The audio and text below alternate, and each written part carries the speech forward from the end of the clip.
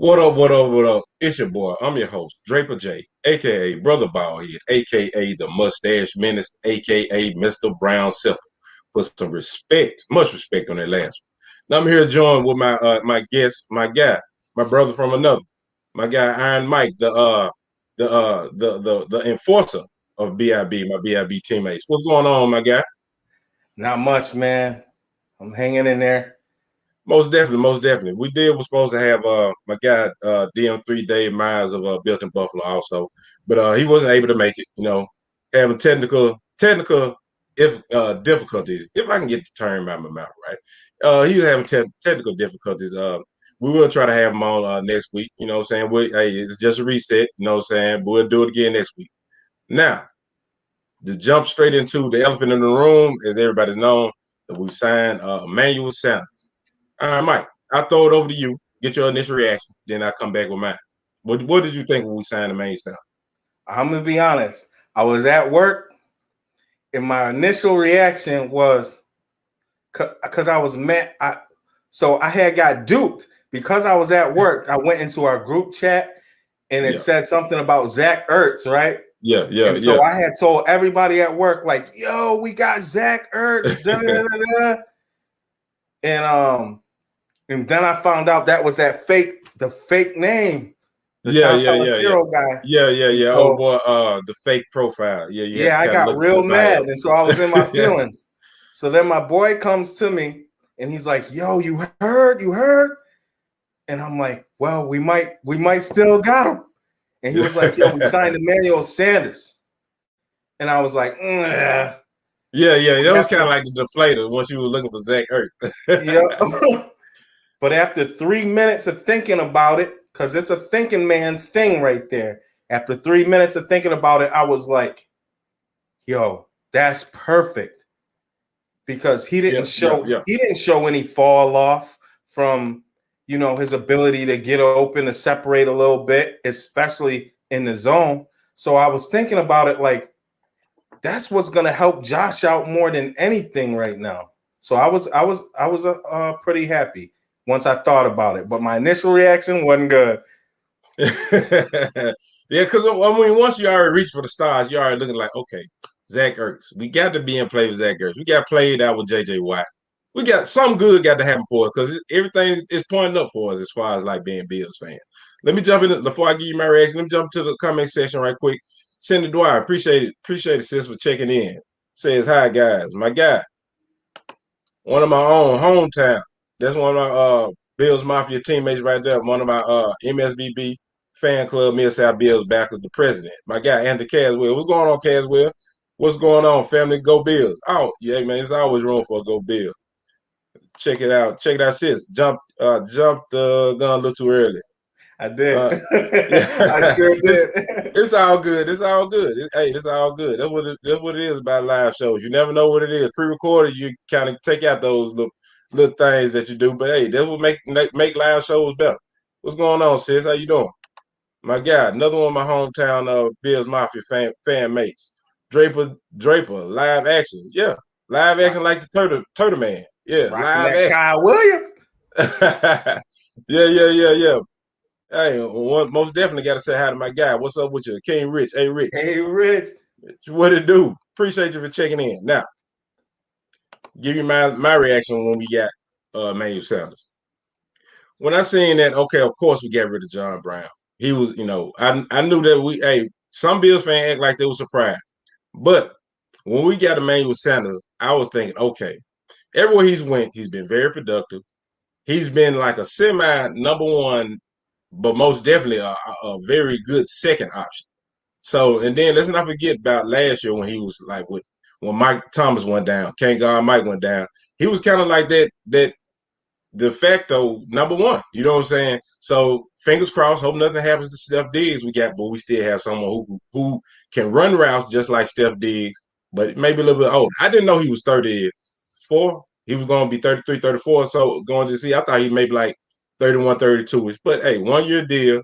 Hey, I can deal with that. Now, of course, it's upgrade for smoke. And then someone had on, I think it was cover one, or somebody had did a little footage on the route coming, his route running skills. Hey, yeah. Now, when you put him with Cole Beasley, Steph Diggs, the route combinations are gonna be sick. They're gonna be sick. You know what I'm saying? You got somebody who can do the short, intermediate, deep game. Because he still has a little speed. And I think, and I saw somewhere where that last season they had that we had a route combination between Gabe Davis and Cole Beasley. And I was thinking like, damn, you can pair those two, Steph Diggs and Emmanuel Sanders on the same side. Because you remember like when Josh do that little shoulder fake, it's always the pump fake to Cole Beasley on the underneath route to get the corner coming up, and then Gabe Davis will be up the sideline. That's how he got a lot of his touchdowns. Yeah. Now just think if we put Steph Diggs and Emmanuel Sanders on the same side of that route combination, it's like you have to pick your poison.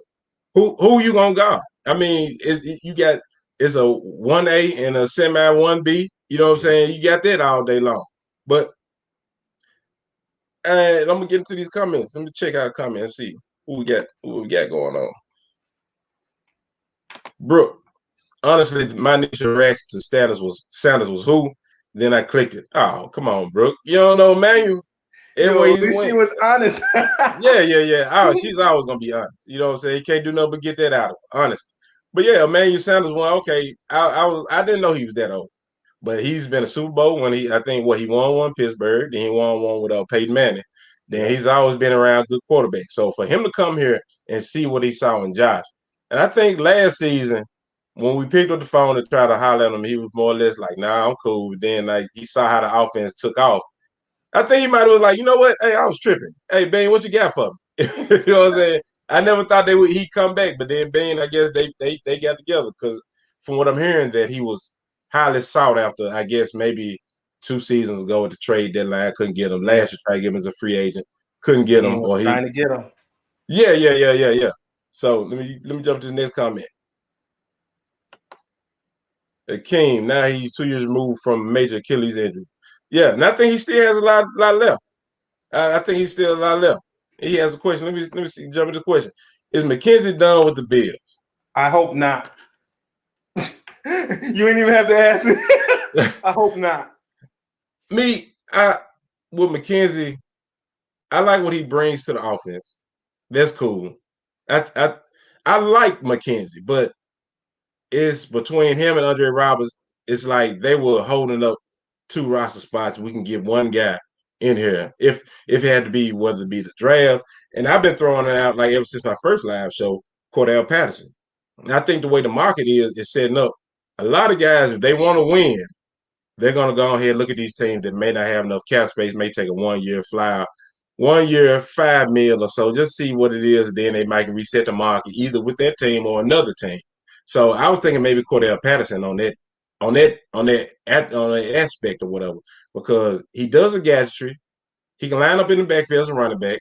True enough, all those things and return kicks and all those things put together, those could be something that could run the money up. But you got to think about like Mckenzie. Yeah, I mean he's decent. We really don't need that fifth option to be too much. We just really like those shovel passes. Now, if you driving shovel passes, yeah, it's most definitely you need to get out of here. Well, when you look back on that season, though, can you remember any time with whatever they asked Mckenzie to do that he did not do? He showed up. There was times when he came off the field, and I was like, dang, he didn't do nothing to have to come off the field. There's politics in this, you know. Yeah. And then you know how they play the numbers game, like with the roster, and like Mckenzie was always he was pretty much there every game. You know, I can't take anything away from him. I love what he brings to the offense, but I think now it's more or less if I would rather us consolidate that position with a guy who can do all those. Maybe I don't know what's coming out in the draft. Do you know of a prospect that probably can do all three? In my mind, I probably maybe Kenneth Gainwell. He's a game breaker. All because you know he's a hometown hero. He's from down here in the M. He's from where I'm from. But you know, I get your thoughts on it. You have anybody in mind that you think probably could be somebody that could consolidate it, or you just get Mckenzie back in here? No, I'm not all just get Mckenzie back in here, honestly. But I wish they could get their job taken during training camp if they're going to get, like, if you talking about running it back and getting the guys, Mckenzie had 4 TDs in one game. The Dolphins were still trying to play that game. I'm sorry, they were. They didn't want to get beat by that. Yep. Was it the Dolphins game? Yeah, it was the Dolphins. They had to win to get in. Yeah. So I'm like, with a person like him, get him back on something nice and give him a chance to get beat during practice. And then if he ain't the guy, if you had drafted someone like Mckenzie Smith or somebody like that, and they take his spot, then go ahead and cut ties. But when I remember when we were talking in the group chat and Brooke was like, and she said the word "run it back," and I gave her a whole bunch of mess, right? Because I'm like, run it back means you have to have all the players, and then. And at that point, I didn't think Bean was going to get all of it. We didn't know Bean was going to work his magic. Right. Like, we didn't even know. Like I said, we asked last week, like, where are you getting the money from? But he did it. Yep, he did it. Magic man. And so, like, give him a chance. Since now we truly running it back. If you can give Levi a chance to run it back, go ahead and give Mckenzie a chance to run it back too. See if that was a fluke, because a lot of us. We're thinking that was a fluke. Like, there ain't no way he could be that successful. Something was up. He was getting that because of all the other pieces were eating, and they had to worry about him last. Yeah. Give him a chance to see whether he was just that good or, he was just that fifth wheel who ate because everybody else had to be guarded. Yeah, and I think it's a little bit of both. I mean, because you had to really worry about you got Steph Diggs, number one. You got Cole Beasley. John Brown, when he was healthy. I mean, then Gabe Davis was coming on as a rookie and scoring. He was like a touchdown machine. At one point in this year, I think he led the whole team in touchdown. But like I said, I mean, I'm with you. I think competition brings character. Competition is like pressure. It makes diamonds. So, I mean, I'm with you if they bring Mckenzie back, bring somebody else in that can kind of push that competition level. Because you don't want anybody coming in getting like too comfortable. Let me jump into this comment. Best part about Mckenzie that everyone forgets about him. He's kind of like a secret weapon in a sense. Yeah, most definitely. I agree. I mean, because you have to. He's like the poor man's Tyreek Hill in a sense, because you have to. Real poor. You have to. Yeah. yeah. The discount bargain budget Tyreek Hill, but you have to worry about him when he goes in motion. You never know what he's gonna do. Are they gonna hand it out to him? Is it gonna be a shovel pass? Is it a double pass or anything like that? So not like the way Dable uses them, but that, like I said, it may be the most unpopular the thought process when I say, hey, let's move on from Mckenzie. But the way things are looking, guys are seeming like they're coming back for a cheaper price, and he may be like, you know what, let me just come back one more year, see what happens, take a discount. If possible, then just run it back. Let's see what happens. All right, now let's take a pause for the calls. If you're checking us out, me and my guy, Iron Mike, King Me Sports himself. If you're checking us out over on Facebook, make sure you hit that like button. Share everywhere. Hey, and tell a friend that hashtag AATB is in. Let's make this thing trend. If you're checking me out over on Facebook, All About the Biz YouTube channel, hit that like button, hit the subscribe button, and please drop kick that notification bell so you stay up to date on all my latest content. Now, all right, before we move on, I'm gonna ask you this one. Now, Emmanuel Sanders, and I'm posing a question to everybody that's in the comment section also. Over under, what do you think? 60 receptions, 700 receiving yards, 5 touchdowns. Over, and right at the button on the 5 TDs. You think so? About 5 TDs on the nose? That's gonna get spread out. Yeah, and that was my thought process as well. You had something else to add on that, Mike? Nope. Oh, okay. Yeah. But with the 60 receptions, I think he'll be over. I think maybe 65-ish. And the reason why I'm saying that, because the last 3 seasons, that's what he's averaged. He's averaged at least 600 receptions, at least 700 receiving yards, and at least 5 touchdowns. That's even with that season where he was traded, I think, from Denver to San Francisco that year they went to the Super Bowl.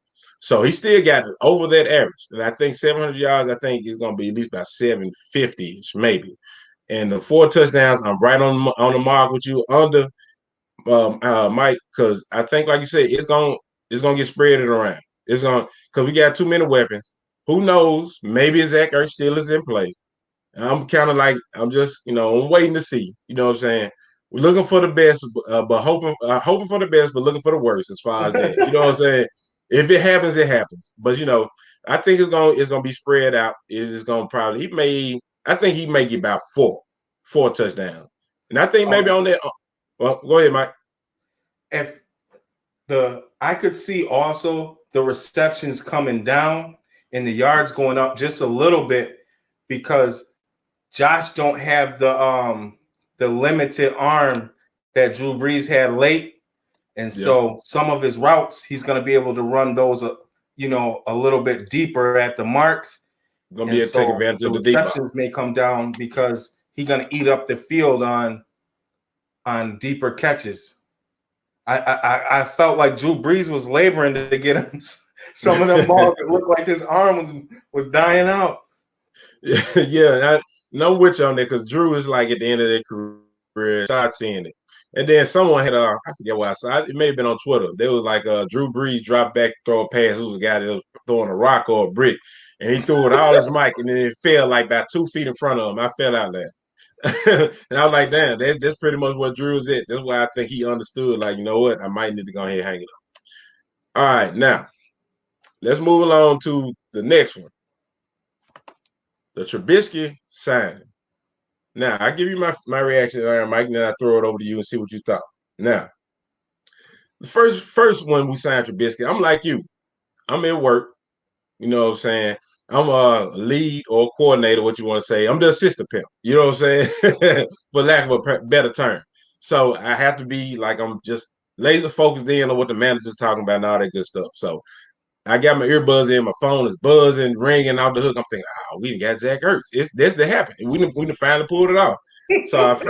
So I looked at my phone. I checked out the chat. Okay, we got Trubisky. And then in my first show, like I said, when I first did my live show, I threw it out there that like of course Cordell Patterson may be an option, that Swiss Army knife and all that good stuff. But then I also dug into maybe who could be like a good option as far as like a backup quarterback, and Trubisky was one of them. But I ruled Trubisky out because Spot Track had him at 8.3. I knew the limited money we had. We was trying to sign our own guys. Even then, that was before all this went down with the Feliciano, Darrell Williams, Milano deal.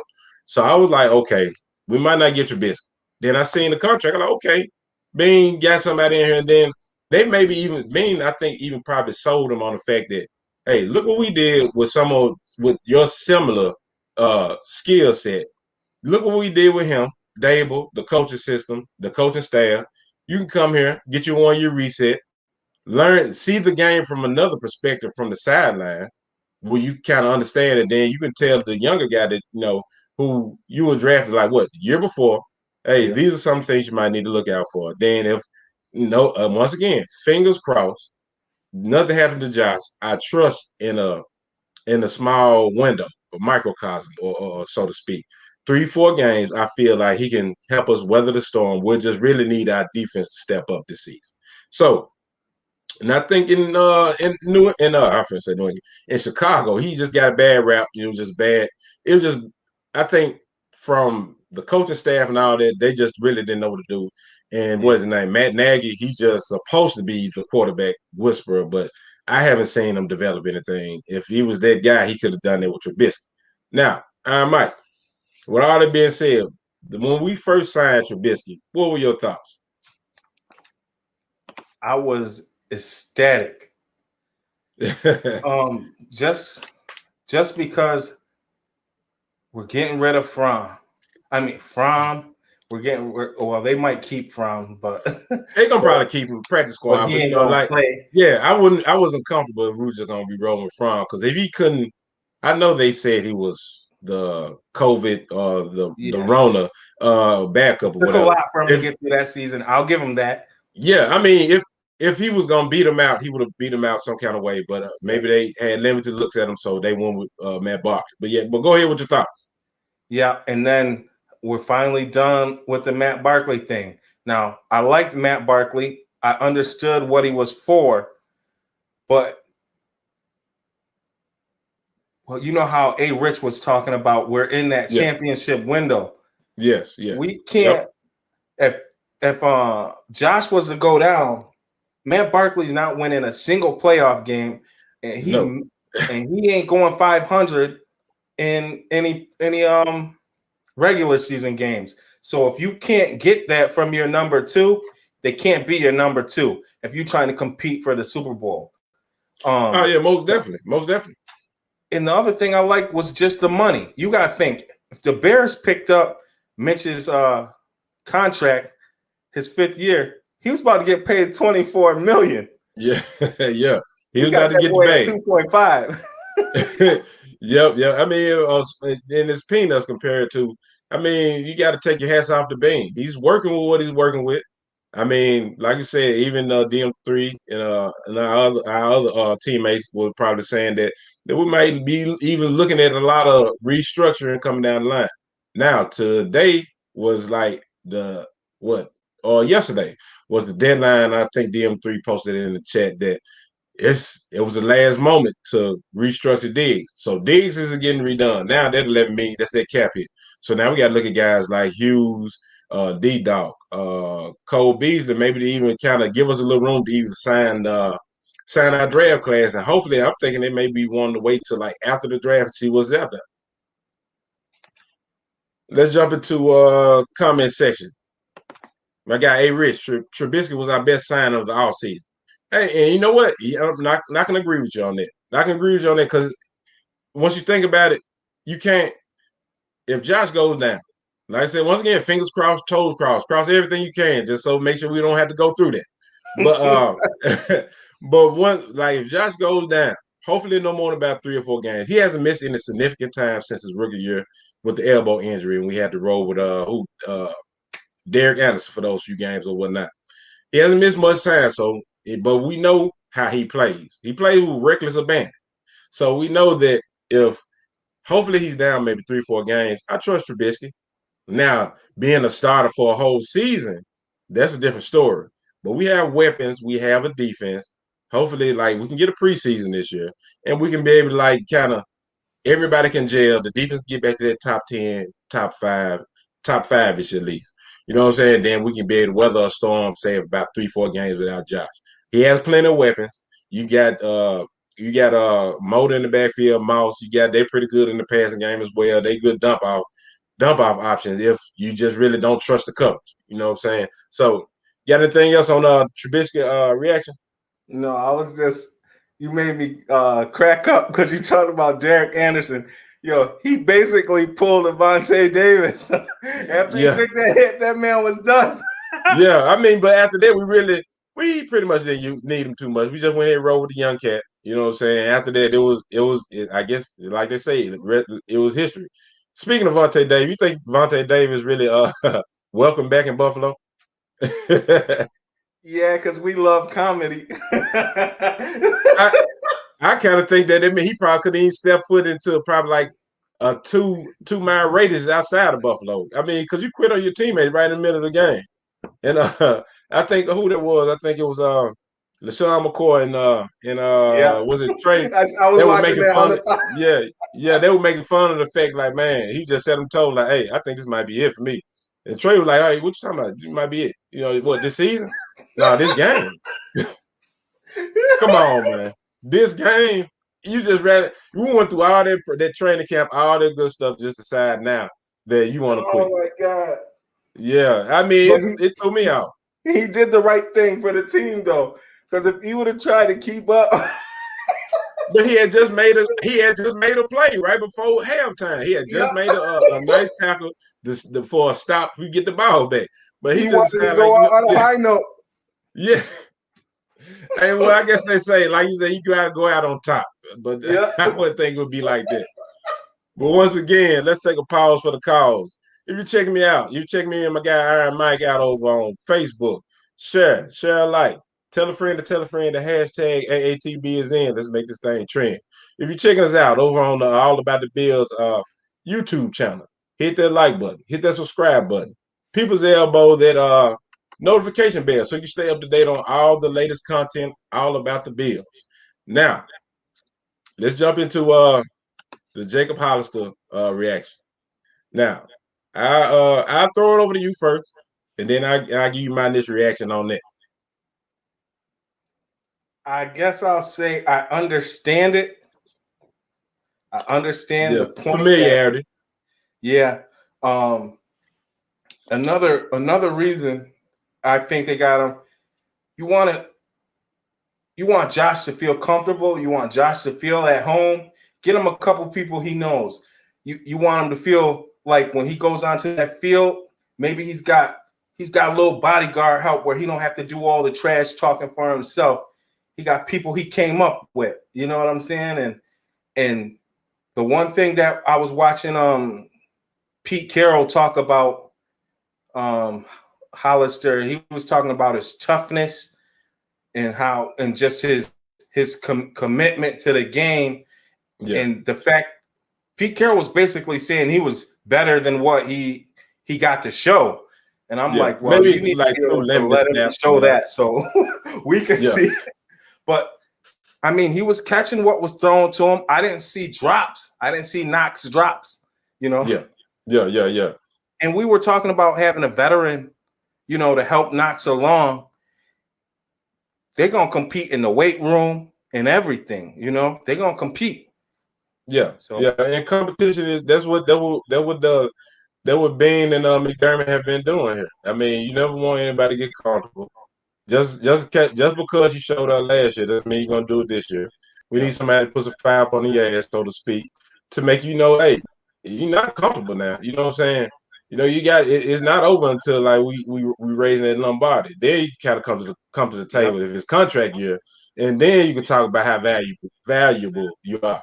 But my initial reaction when it comes to Jake Hollister, I never knew at first that he was Josh's quarterback in Wyoming. But like I said, I understand it because for familiarity, you have a young quarterback. And what's the guy's name? Tanner that we brought in, one of his receivers. Somebody that's just going I think that was like a stash and grab and stash just in case of emergency. We'll break the glass on Tanner, put him in there just in case. Because you want to make your quarterback whose trajectory is up as far as like being a top dog caliber quarterback. You want to make him happy. So I understood that with the fact that they brought him in, you know, you got they played well in college, they played together in college, and also like bring back to that to our conversation as far as about competition.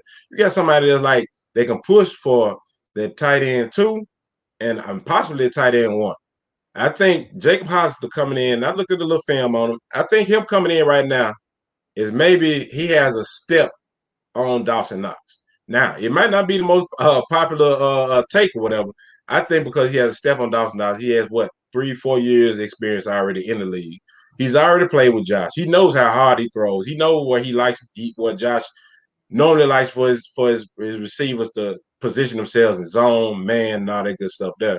I think Jacob Hollister probably could be like one of that sneaky good signing, and he could possibly outperform. And hopefully we have a preseason in the training camp. He probably could possibly outperform Dawson Knox. That's not a knock on Dawson Knox. And I think Dawson Knox will be a better fit right now if he moves back to tight end 2. You got somebody like Jacob Hollister, been in the league for just a little while longer than you. You kind of mentor him.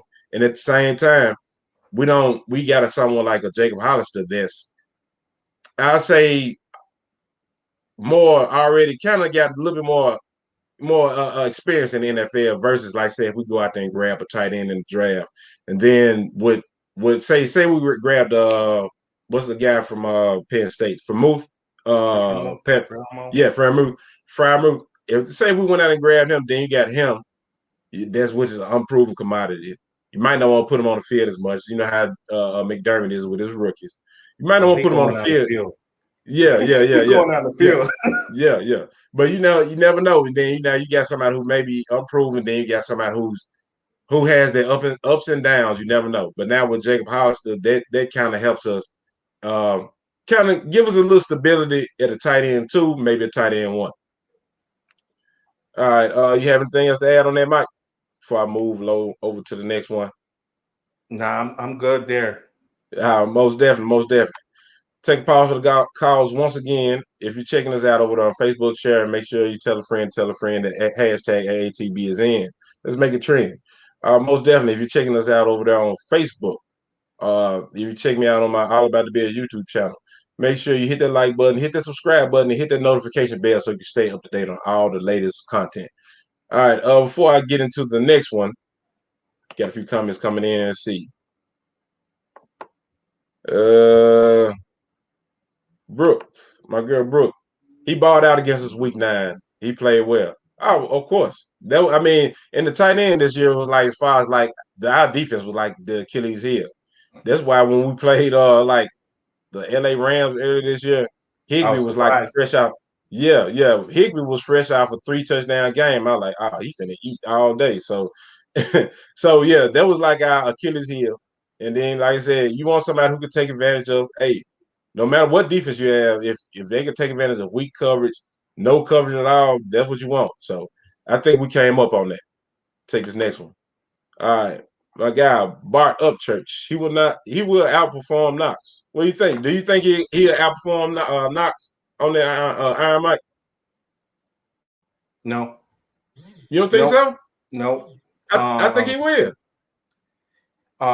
If he does, no, I just don't. I think Knox is going to get every opportunity to show what he is. So the thing that's going to keep Knox on the field is, believe it or not, I had to look at this again. He's a higher rated run blocker than Hollister is, and I had to look at that stat like this. This is why I don't always agree with PFF, because I'm like, I watched these games and I saw Knox whiffing and letting guys slide down the line. Like I remember he whiffed so bad I was calling for Duke Williams. Like Duke in there. Duke ain't gonna miss that block. You think Duke would have took care of business over there on their blocking scheme? Yeah, because what the advantage Duke, see, I want to be fair about it. The advantage Duke had over Dawson was that he got to come from farther out to crack down on the defensive end or the linebacker or whoever. Knox had to do it while in line, which is harder. So I won't be too hard on him there. Yeah. I mean, Knox, I'm not all the way through with him myself. Even though my guy Bart Upchurch just said too many drops. Of course. That's what kind of like been pet peeve for us as like Bills fans for a minute with Knox. But he does have too many drops, but his heart is big. When I could tell that when he caught that one ball and he grabbed it with everything he had, that let me know that he had been practicing. He was waiting for this opportunity, and he had heard the crowd, and he was working on it, and it finally came to fruition in game for him. So I was excited, and then he must have probably went and dropped another one somewhere. So I mean, with Knox, I think his issue is he's very raw. I mean, I think he will be a nice tight end. He's kind of like the equivalent of Evan Ingram. You know, you hear a lot of Giants fans that Evan Ingram, that he has a lot of drop, blah blah blah. But these guys are very talented, and when they're on their game, you can't stop them. It's like you throw Knox the ball amongst about 4 different people in coverage. He'll come up with it. It's just those easy ones. Those are just concentration issues. Something to kind of reset them. Like I said, we bring a Jacob Hollister in, somebody who has just a little edge on them, just a little step on them, by already being Josh tight end in college. Somebody who kind of just create that competition, let them know, hey, you're not comfortable. And I think it may be a one of those battles, say we do get a preseason and a training camp that we might want to watch. Yeah. All right, now let's move over to the next topic. Levi Wallace. Levi, I had to laugh when it comes to Levi. But Levi has heart. I give him that. I'll give you my reaction first, and then I'll kick it over to you. With Levi Wallace, let me get myself together. I have to just look at the pros first. He's someone that already knows the system. Someone who could come in and him and Dane Jackson could come in and battle for that cornerback too. But I'm really to that point where I'm ready to move on from Levi and that whole Levi. Hey, just being for real. Don't get me wrong. When Levi is playing ball, he's a good corner. He seems like, okay, damn, he's a good cornerback too. But then he has those games where it seems like he's just getting picked on. And it's like Yep. he's just too inconsistent. And it's like maybe I think that eats at his confidence. But I think Levi was more or less one of those signers that he didn't want to test the market. And then he was willing to come back for cheaper. Then he may have gotten somebody else will probably pay them at least about $6 million a year just be their cornerback two. Maybe even probably thought he could be a cornerback one. Because you never know how people view the Bills. We went 13-3. He was the second corner over there, and Levi. Then, like you say, PFL, they jump out there, they'll make it look good, and then okay, he's getting cornerback one money. But I think Levi was that signing that if we didn't get someone in the draft, maybe it's second tier, third tier, we couldn't pick anybody up. Maybe we reconstruct a few of these contracts. Okay, somebody who knows the system that compete with Dane Jackson. Maybe we could probably grab a cornerback late in the draft. Hopefully, somebody good falls us at 30. Maybe if we do decide to trade back. Now, I'm asking you, what was your initial thoughts with Levi when we brought he signed the contract to come back? I was very happy they signed him back.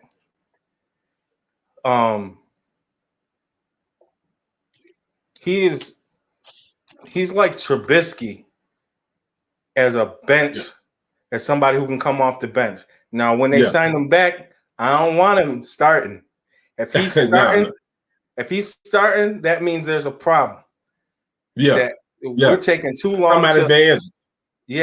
We're taking too long to react to this second corner problem, right? Now we play a lot of quarters, man. You know what I'm saying? Or quarters, and it's a drop back thing. So they're automatically gonna have a higher catch rate on them. Even Tre'Davious has a higher catch rate because he's not in hit pockets. They asked him to drop back, read some zone, and then come up and pop the person, which Tre'Davious is okay at, but he's not the best at that. Tre'Davious is not the best tackler. Levi Wallace is a great tackler, but Levi Wallace has an 80% catch rate against him. That means if you throw that's where the issue lies. 10 balls, that receiver catching 8. That's nuts. You can't have that. So the thing that saves him, so him and Tre'Davious' corner grade, I believe, is only 7 points apart. So what's happening is Levi is making his tackles after the fact. But you getting burnt 12, 13 yards a pop. You know, he actually does good against deep routes. Believe it or not, like if it's a stretch the field type thing, you don't really see that on Buffalo. You just don't. Tyreek wasn't doing it that much, but that underneath stuff is we give it to him, but I think we got to be a little bit closer to the receiver. We got to read and react that just a little bit better. So instead of 12 yards, it's 6 and 5. And what's saving him is he's just a better tackler than Tre'Davious, you know? So in the run game, he gets a pretty good defensive grade. But if you take out the run game, Levi is trash. Like you say, you got to call a spade, man. I said, go ahead, Mike. So I'm looking forward to Dane Jackson taking that spot. And if Dane don't take it, he trash too. I think what the deal is, let's get into my guy Jerry Reed's comment, kind of piggyback off that. Iron sharp as iron. Levi Wallace versus Dane Jackson. Best cornerback with star. Trust the process. Go Bills. Go Bills. All right, now with Dane Jackson, I like what I saw out of Dane from that small sample size last season in the games that he played in. But what I don't want to get into is what stated, even A. Rich said it once before. It's like a revolving door over there at the cornerback 2 spot. I don't want us to keep supplementing guys that we might think might be good. Now, Dane showed the sample size. Just like Levi, his first year, his sample size, when they threw him out there, okay, he might actually be decent. And then what gets me about Levi, reason why I say we might need to move on from him, he hasn't progressed from that rookie season. It's like he's still playing that same way. It's bend but don't break. It's cool, but we need you to be solid over there. We don't need you to be shut down. Like you said, I mean, you made a perfect point. We don't give up anything deep. I think that's like attributed to our safety, our safety talent. So they'll make sure that you have backing going deep. And then, like I said, we just really don't run too much, man. We're deep thirds and all that good stuff. If you think about when we played Seattle, when Trey caught the interception, he was playing deep thirds and had the safety help over the top. So that we're pretty much a zone man. Man isn't what we do. That's why we get beat a lot underneath. But with Levi, I think I I'm just I'm ready to move on, but I understand the cap situation this season. You want to get somebody back in that understands the system, that knows the system, and you don't want to just let them go out there and then now you're scrambling for somebody else and you just stuck with Dane Jackson and somebody else who has to come in and learn the system. At least you got somebody who kind of lean in on. So, you got anything else, Mike? If you notice, Hakeem is really leaning into his research on the corner spot. Yeah. Bean needs to be doing the same thing right now. I'm cool. I'm cool with Levi versus Dane. I really am. Maybe Dane pops up and shows you something. You know what Levi is. We know what Levi is. That ain't gonna get too much better, right? So if they're really battling, like this is his plateau. Yep. So say if it's really a battle, right? Why is it a battle? Levi doesn't take you into the upper echelon of corners. So to say Levi versus Dane, that's selling ourselves short. That's just keeping it in that same window. I need to see Levi versus Dane versus Greg Newsome, or Levi versus Dane versus Asante Samuel Jr. Or I'm all down for that. Or Horn, or any of those guys. We can go. Bean does not have to draft in the first 2 rounds for corners. He only has to do that if he wants a guard. But he was at the running back pro day. The offensive line gets real slim real quick, so he may think he is good there. But corner, we can get in the 3rd round if we really want the running back, right? And you can go in the corner and get you a Trey Brown. I believe Trey Brown gonna be there. You know what I'm saying? Or somebody who fights on the outside, because they don't want to throw it to Trey. Yeah, they make sure they stay away from Trey, even just the aura, because Trey had a down year this year, and they still stayed away from him. Super down year, and they still stayed away from him. So they decided, and Levi just was like the product of that. We just need him to be a little bit more solid. Don't give him nothing deep. Remember how Asante Samuel, the father, used to jump them routes? Yeah. Now imagine if Asante Samuel Jr. getting picked on all day because they go into his side, and then he just say, you know what, skip this. I'm taking one. In a Malcolm Peters, Marcus Peters type thing. Yeah. I mean, and I'm with you on that, Mike. I mean, if we bring in a new young kid as far as like the draft or whatnot, or if it's just him and Dane, if it's like a battle to where it's like they just fight neck to neck, I'll go ahead and go with Dane Jackson, the young kid, because I mean, if he's coming in now, battling a guy that's been here 3 years or so, right? 3-4 years or so, and they're like neck and neck, I'm gonna go with the younger kid and then see if we can upgrade. Maybe he may progress, because at this point, Levi Wallace shouldn't even be having to battle it out with a Dane Jackson. Because one thing about Dane, his instincts are better already. He will jump routes. He will get more interceptions. It's just whether he can. My question is whether he can hold up, whether he can tackle consistently. Because when you're playing that zone, your body has to be able to hold up, and that's what I worry about Dane. I don't know how big he is. I didn't really research that too much. So it's not about whether he is actually a better corner. He's a better corner instinctually, but can he hold up? Levi has a pretty good body size for a number 2 corner, and that's what keeps him in the game. That's why I'm glad he's on the team, but I don't want him starting. No. Like, I'm with you on that. All right, Jerry Reed says, does Bean trade up for a QB? I'll take this one first. I don't think we'll trade up I think if anything, what we'll do, we'll trade back, grab more draft picks. Because the way things are looking as far as like our cap situation, you want to try to accumulate as much talent as possible. If we trade back, hopefully we can pick up an extra, maybe a fourth round. If I'm not mistaken, we don't have a fourth round this year, do we? Nope, 2/5. Yeah. So yeah, we got 2/5. Maybe hopefully we can trade back, grab a fourth round, maybe another fifth, or something like that, or a future draft pick, something to kind of that's gonna help us build towards the future. But I think, like you said, I think someone like an Asante Samuel Jr. probably could be their second round.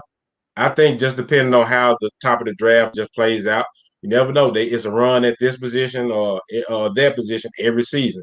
Then you get some guys that actually fall into your lap. I mean, like I said, I did a mock draft last year, the AJ Epinesa. I think you even mentioned it too, that you had AJ on your big board. And that he was like a first round grade to a lot of people. Yep. Who would have thought we would have got him in the second round? We ended up getting him. So that was all because of how the draft fell together. He was the best player available. But I'm gonna throw it over to you. I'm gonna ask you, do you think Bain will try to trade up? Just not just for a cornerback, just period. Do you think he'll try to trade up? Nope, no reason to trade up. Unless he's going after that Panay offensive tackle or whatever. There's no reason to trade up. Yeah. The quarterbacks we don't need. The tackles we don't need. The running back is deep and cornerback is deep. Defensive end is also. I mean, I don't think they care about defensive end or defensive tackle because they got star back. So right now they're looking at people who can affect the pass. So whether that be somebody behind Ed Oliver, there's no need to trade up for that because you have Ed Oliver, you have Star to hold the line, you have Ed Oliver to penetrate. You got Epinesa who really got into shape, and Jerry gonna be Jerry. So I think with Jerry and Epinesa and Star being back and Oliver getting used to that hand fighting at the other technique, and now he gets to actually say, skip all of that and let's go. Yeah. I think it's going to be a good year for our defensive line. All we got to do is in the later rounds get somebody who's like Matt Judon, who can come off that edge. And they're out there. That's one thing I noticed too. For every player you love in this draft, there is somebody that is a prototype that can, if coached right, can be exactly what you want. Oh yeah, and most definitely, and I'm with you on that. I think if the right player falls us at 30, cornerback 2 needs to be addressed. But if not, let's just go best player available. I would more be opposed. I would more like for us to go after some on the defensive line, either defensive end, defensive tackle. Still, me too. You like me, bro? Yeah. I mean, because once you got to create competition. I mean, you got to at least light a fire up on the Ed Oliver's ass. I mean, let's just be for real. You got to light a fire up on the Jerry Hughes. You know what I'm saying? You got to light a fire up on the Mari Addison. Jump somewhere on that defensive line. Bring somebody else in if the right player is there. Like I said, I really like Carlos Boogie Bash. He has a mean streak. That's what we're missing on that defensive line.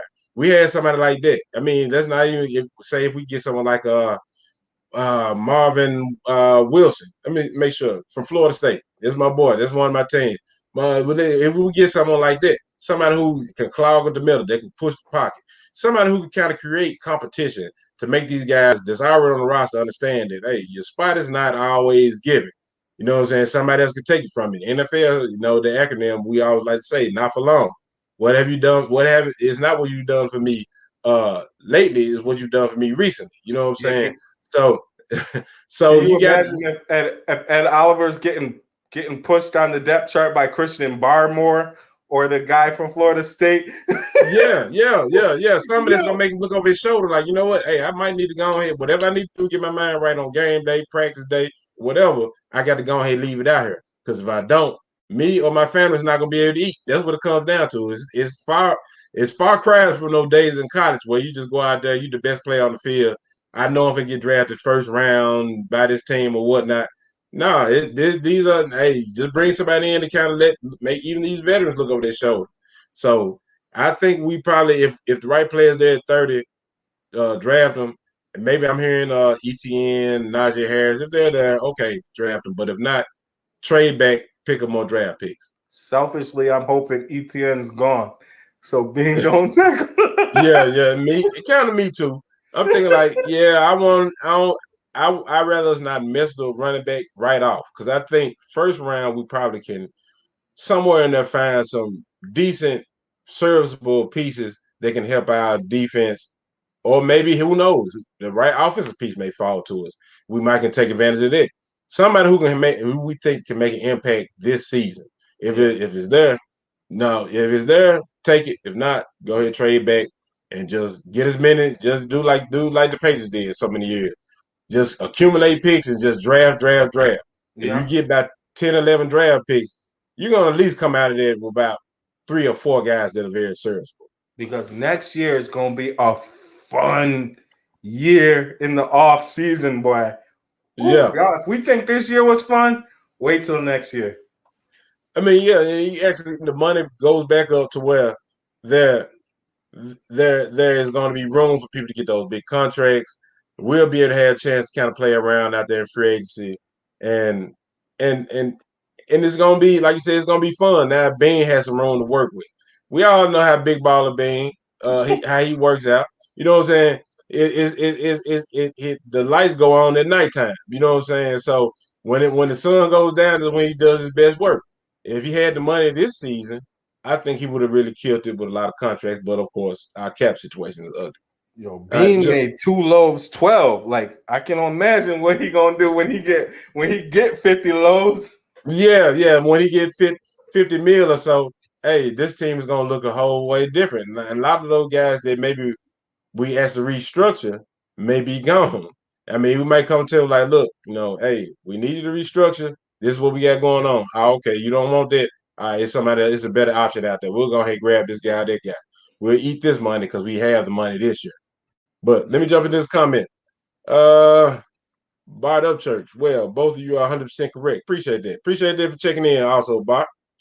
All right, now take a quick pause for the calls. If you're checking me and my guy Iron Mike, Mr. King Me Sports himself, over on Facebook, you're checking both of us out on let's make sure we share and like. And this is all about the Bills Monday Night Mafia. Tell a friend that hashtag AATB is in. Let's make this thing trend. And if you're checking me and my guy Iron Mike out over on the All About the Bills Facebook page, make sure you hit that like button, hit that subscribe button, and hit that notification bell. Make sure you stay up to date on all the recent All About the Bills content. All right, now let me jump into our next subject. Now, I'm gonna pose this question to you, then I give you my answer. What were you most impressed by within these last couple of weeks? Were you impressed by us retaining the guys that we retained? That a lot of us didn't think we can get our 3 back, or the free agents that we just signed as soon as free agents opened up with Emmanuel Sanders, with Trubisky signing, with Jacob Hollister, and even to be able to retain someone like a Levi Wallace who knows this system. I have to say the most impressed is the Mitchell Trubisky signing. That's what was like, yo. It didn't throw my excitement meter to 100%, but that is not what wins football games. Is getting my excitement meter up. You know what I'm saying? Yeah. So, that was like that sneaky good. Like, you know what? I see where you're going with that. You know what I'm saying? Just in case. You know what I'm saying? Just like that fire hose, you hit to break the glass, just pull it out to put out a fire, just for like maybe just a quick 3 or 4 games. Keep in mind, the Eagles once had Carson Wentz going 13-1 and was ready to be the MVP of the league. Yep. And then he goes down. And they had Philly Magic, Nick Foles. Now he's Philly Magic. Yeah. He ain't Magic nowhere else. So I feel bad for everybody else. He tried to see what he could do over in Chicago. You know what I'm saying? He just had to play pieces in play, I guess. You know what I'm talking about? Yeah, he might have ran into the same problem. And he basically voiced his opinion too. He was like, this guy has no idea the time it takes to unload some of these passes. I'm like, he went to the media and said that, and they aired it during the middle of the game. Really? Yeah. So you know how they talk about when they're doing the broadcast and they're like, yeah, last night we spoke with the starting quarterback and he had this to say about the opposing team, or they give their insights as to what the person said. Well, the person basically said that Foles was junk talking. He was junk talking the head coach and saying that he has no idea about the time it takes to throw some of these passes that he schemes up. And basically his system is garbage. And so that's why they went back to Trubisky. Because that coach was through Man, it, Trubisky. you gotta tell the truth. And that's what he did. He said Nick Foles was probably like, I've been in this game too long to have to not tell the truth anymore. Yeah, you know what I'm saying? I didn't come here to deal with this. You know what I'm Yep. saying? Yeah. Well, appreciate it. My guy Jerry Reed said, thanks guys for the chat. Keep up the good work. Go Bills. Yes, sir. My guy, Bart Up Church. Truth. Agreed. Apparently agreed with someone on our comments. My guy A Rich, Philly Magic. Man, he got a kick out of that one. Yeah. Let me move over to the next one. Let me give you my reaction as far as like what I think was what I was most impressed about this right here. These last couple of weeks. All right. Well, I say I'm more impressed by just the haul of free agents that we got in this week right here, this past week or so. In a perfect world, you really want to be able to retain all your talent, especially if you're a 13-3 team, AFC Championship type team, 4 quarters away from going to the Super Bowl. In a perfect world, that was you want. If of course we didn't have the money, didn't think we were gonna be able to do it, so that could be like a feat of his own. But I'm not gonna go that route. I'm gonna go with the free agents. Reason being why I go with the free agents, let's just look at the cap situation. We when the season ended, what we had maybe like 2, maybe 3 million ish in cap space, and Bean was able to call guys in, even though like you say Vernon Butler had the Carolina connection. No, they may have they ties run deep. Then you got other guys that were willing to come in and reconstruction. You didn't normally see that on past teams. And with the culture that we had, like I said, even last week, get to Mario Williams and Charles Clays, signed these guys these big contracts, and we asked them to restructure. They didn't want to, so we had to go ahead and cut bait. But I think when you pull in a haul like this, now I don't think Bain is through. I think the draft may kind of have like some of the things that may help this team get to the next level. Hit a lot of hidden gems. I think we're gonna get out of this draft. But I say that to say this. I think when you bring in an Emmanuel Sanders, obvious upgrade for Smoke. He's a little bit longer in the tooth. He's a little bit older, but he still has that route running ability. He still knows how to get open. And you bring in Trubisky just in case. Like I said, just in case of a fire, you got that glass you can break. You can get the fire hose out and put out a fire, just maybe 3 or 4 games. Jacob Hollister that you could bring in for maybe a competition tight end 2, possibly tight end 1. If so, you can move Knox over to tight end 2. We can run with that what they call 12 personnel set. We can start running some of those sets. Then you retain a guy, Levi Wallace. Not the biggest fan of that signing, but at least you bring a guy in that knows the system, just in case if we don't get anybody that we can pick up free agency wise that's for this price or maybe in the draft, somebody who can come in, compete, and if he loses out, we can throw him back in there. Maybe even trade maybe somebody who needs a decent corner or something like that. So I'm gonna roll with the free agents. I'm gonna go with them. I think that was like the more impressive thing, knowing the cap situation that we came from up until this point. Now, like I said, hey, the catch sneeze is the fact that we got back Matt Milano, Darrell Williams, and Feliciano. Like I said last week, Mike, you was on. I was like, man, okay, we got Feliciano. Okay, Darrell Williams gone. Okay, then we got Darrell Williams. Feliciano gone. Then here comes Big Baller Ben with the flex move. I got you Feliciano too. And you know what I'm saying? Hold my beer. I might have something else working down the line. Maybe some Zach Ertz talk. All right, now you got anything extra on that, Mike? Nah, I'm good. Overall, I'm impressed. I can say that. Like,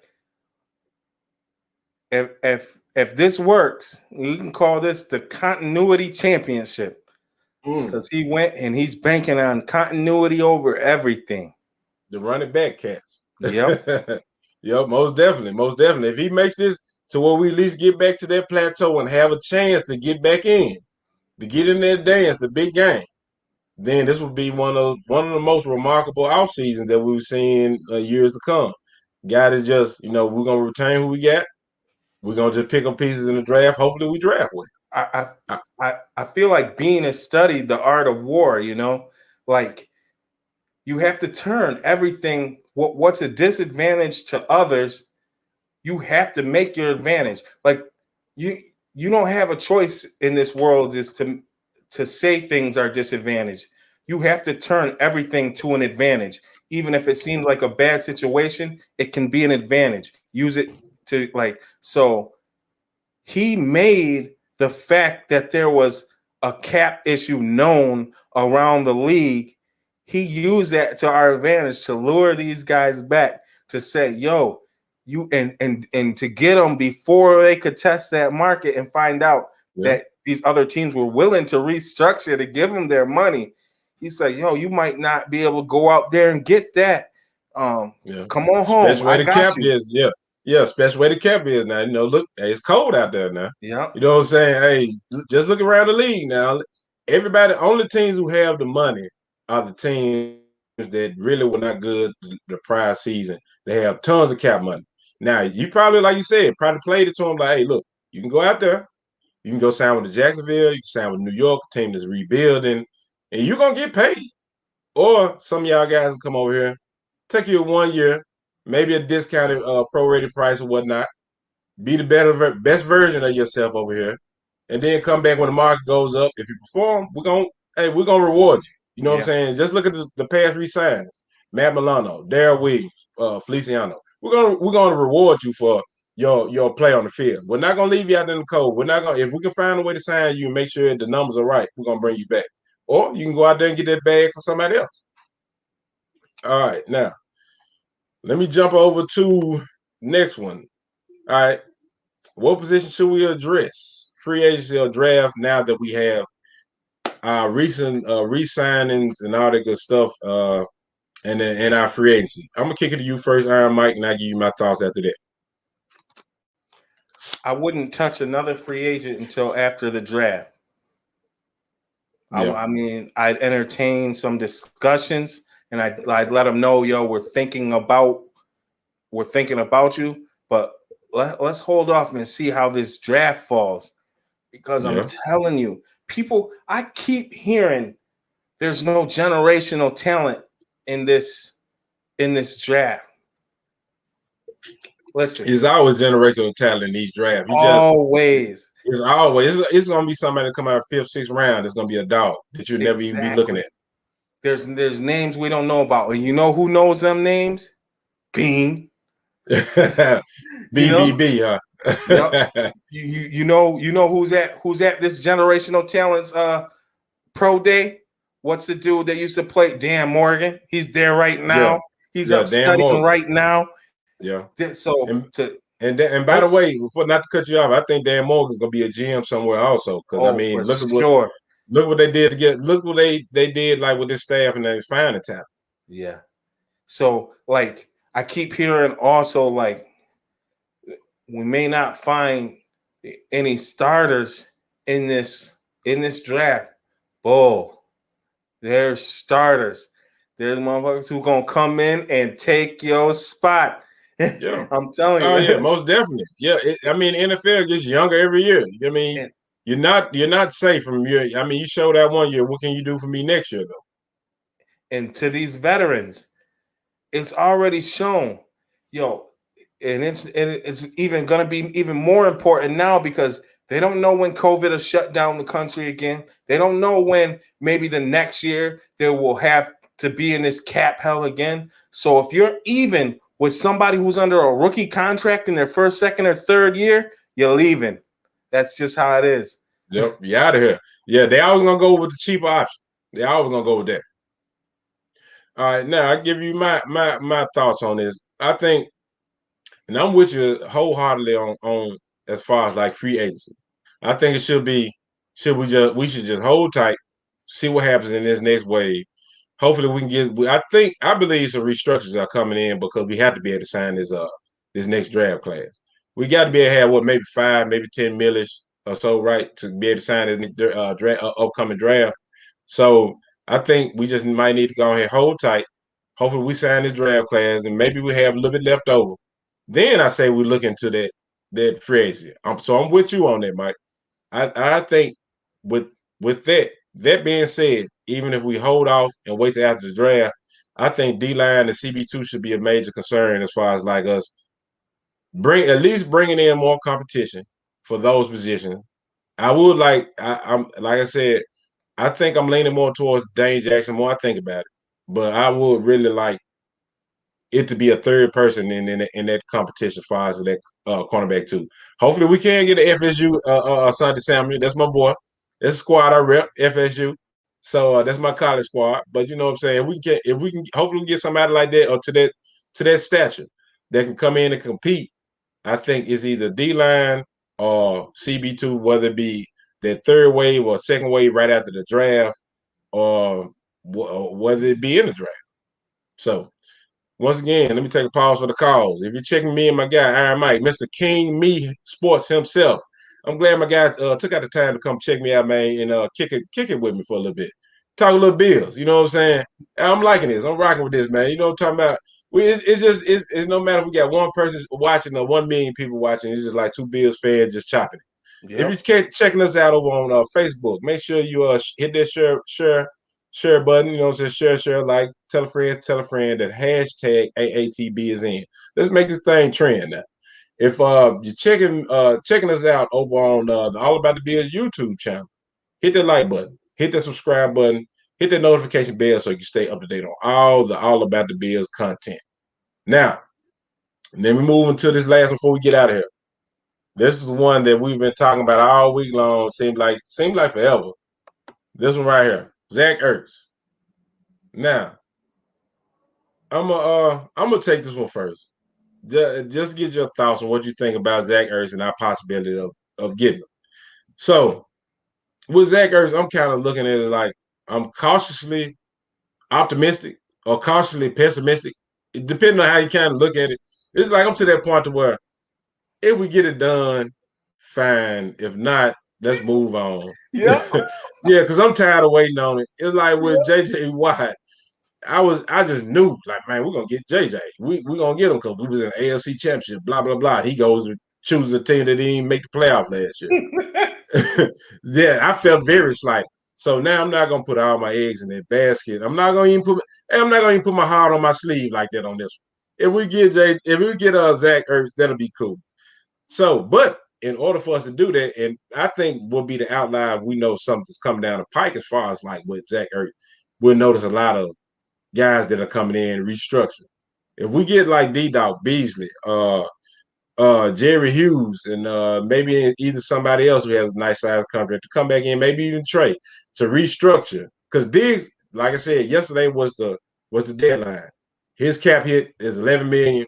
Bam, that's all. Hey, it's already here. So that we got to eat that money. There's no restructuring for this season. Now, maybe like for next season or something like that, possibly.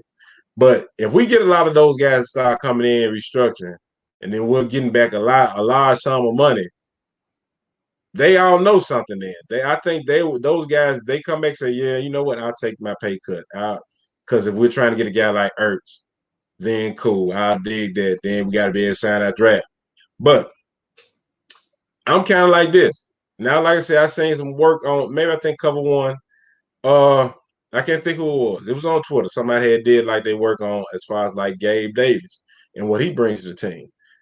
If we don't get a Zach Ertz, and from what I've seen in that footage that they showed, Gabe Davis is really playing our tight end one position kind of for us. If you really think about it, kind of in the retrospect, they asked for him to do blocking assignments, but it's more or less like a crash down. He's not straight up blocking anybody.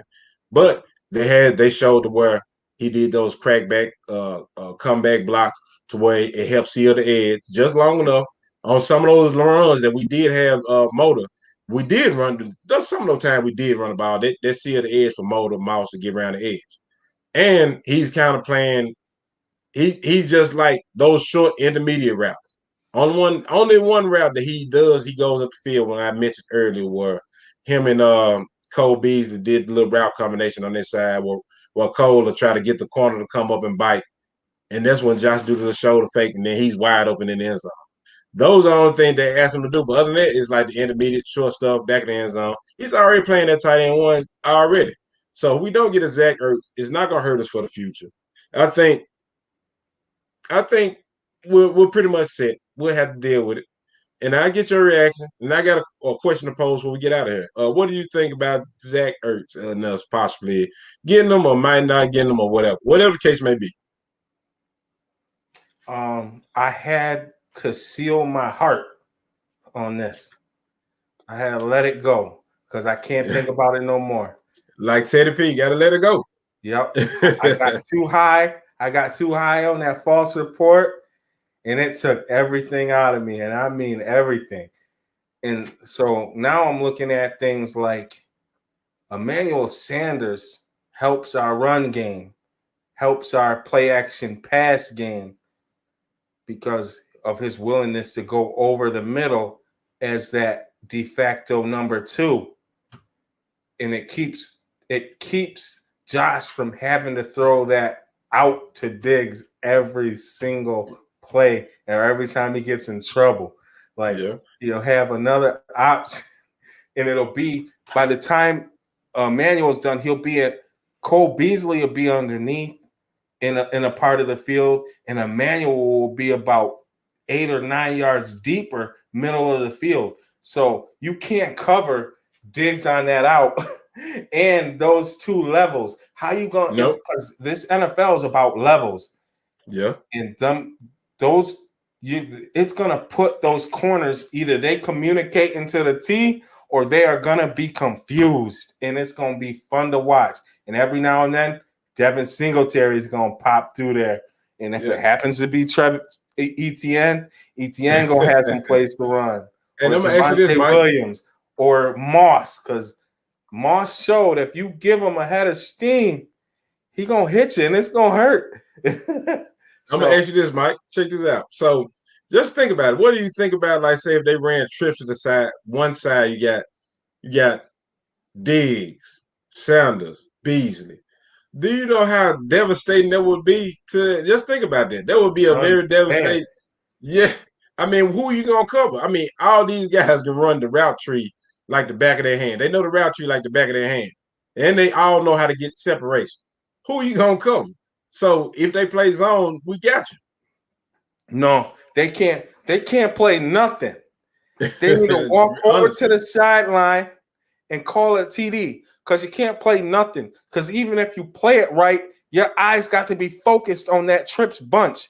You mess that up, one of them breaks loose, and if your eyes stay focused on it, and Josh breaks loose, what you gonna do? You can't do nothing. Yep. If he breaks to that side, you know he likes to roll right. Say they had a trips right, and he rolls to the right, and you got those guys doing all those different routes. 2 out of 3 of them gonna be open. Yeah, I mean, you might well, like you said, just go ahead and put 6 up there, then go to the sideline. Argue with the defense coordinator.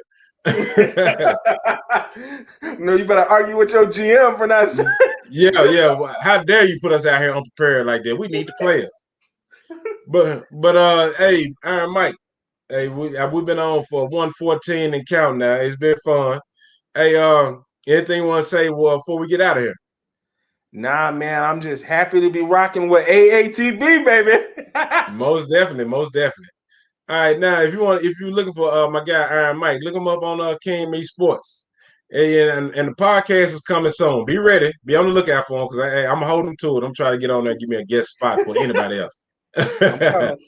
Most definitely. But if you're rocking with me, you liking the content, you can catch up with me on let me pull up the graphic. If you're looking for anything all about the Bills, you can go to. Let me take this down. You can go to aatb.buzzsprout.com. It has all my podcasts right there. You can listen straight from the interface, or you can log into one of the maybe Spotify, iHeartRadio, any one of those providers that have those. You may be a part of those. You can look up AATB, all about the Bills on that. Also, that direct website has a link to all my social media platforms. You can get at me on all those. If and also the YouTube channel. So if you don't have anything else, Iron Mike. I just like to say, Chris Fowler from Montana is back in the house. Straight up, Montana, Chris Fowler. Appreciate it for checking us out, man. All right, hey, me and my guy Iron Mike, we out of here like last year. Peace. Go Bills.